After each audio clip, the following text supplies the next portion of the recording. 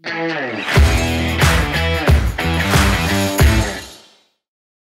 personnage que j'ai choisi, c'est Adam.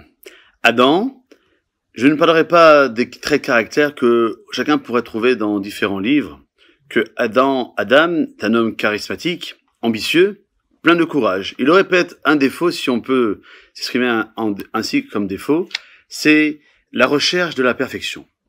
Mais je voudrais nous donner 4 lectures à différents niveaux d'interprétation de la Torah sur ce mot, ce prénom de Adam, qui est le père de toute l'humanité.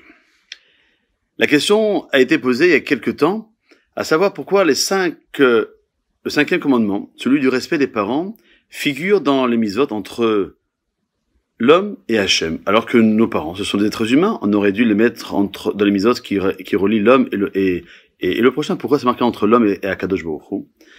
Parce que le mot Adam est composé en 2 parties. A, Aleph, qui veut dire l'unicité de Dieu, et Dam, qui est le sang.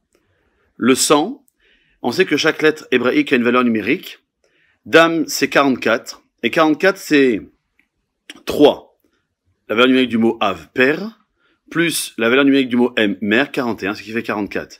Pour comprendre que l'être humain, par définition, doit comprendre que il est sur terre grâce à son père, oui, à sa mère, oui, mais ce qui va chapeauter cette formation du fœtus, qui deviendra un bébé, un nourrisson, un adolescent, un adulte, c'est Akadosh Baruch Hu. La deuxième lecture, c'est savoir que, toujours dans cette lecture, ce parallèle entre les lettres hébraïques et les valeurs numériques, que Adam, c'est 45. Et 45, c'est la valeur numérique du mot ma, en hébreu qui veut dire quoi? L'interrogation. Car on doit toujours se poser des questions, mais il faut se poser les bonnes questions. En posant les bonnes questions, on aura des réponses, et les réponses nous permettra à nous de pouvoir avancer. Lorsque on revient vers Dieu, on fait une teshuva. Teshuva, c'est aussi une réponse. Ça permet de mieux comprendre ce que Akadosh Baruch Hu attend de nous. Adam, 3e lecture, ce sont aussi les 3 phases de l'histoire du peuple juif. Ça commence par Adam, premier homme, Aleph. Le Dalet viendra par David, qui aura cette force d'être le roi d'Israël et qui va avoir ce mérite d'écrire la Tehillim. Car même si je ne suis pas capable d'étudier un Chumash, un Rashi dans un passage de la Torah, une Gemara, une Halacha, en lisant des Tehillim, alors j'ai cette force-là de la Torah qui revient en moi. Et puis la finalité de notre histoire dans ce monde-ci, c'est le même par Mashiach. Mais la beauté de cela, c'est voir que 45 c'est Adam, 14 c'est David en valeur numérique, et Mashiach c'est 358. Et je fais 45 plus 14 plus 358, ça fait 417, le numérique du mot Zaït, qui veut dire l'olive, car dit Shlomo Ameler, Tov Shem, Mishem en Tov.